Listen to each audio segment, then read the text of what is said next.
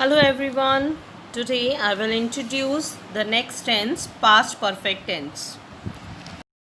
Past perfect tense is used to describe an action that took place at the specific time in the past. This tense is used to indicate the completion of an action by the some point of time in the past. For example, at 6, Shaina had left for the station, and the another example is Monica had played her first match at the age of 14. Dear students, it is very important to understand because this tense is little tricky. So first of all, we will understand how do we form sentences in past perfect tense. Okay, so this tense is formed with had plus past participle. Past participle means third form of verb.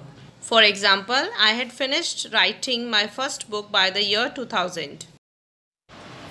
They had had their lunch just then. And the next example is he had been a colonel in the army before he took up the new job. Here you can see in all these sentences the subject is followed by the had and past participle. To form negative sentences, it is formed by putting not after had. We can use the contraction of had, hadn't. I hadn't switched off the television before the dad came in.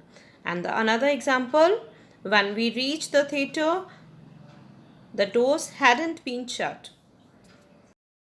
The interrogative sentences is formed by putting had before the subject. For example, had the teacher distributed the question papers by the time we reached the school? Let's see one more example. Had he moved to another city by 2020? Have a look on uses. Past perfect tense. Past perfect tense is used to express a past action which had been completed before another past action. For example, we had checked all the rooms before we went to search for Fisher. In this example, two actions are here, have checked, and second one is went out. The first action, the verb in past perfect tense have been first and the verb in past simple tense happen after that. Do you understand how that works? Let's have a look on another example.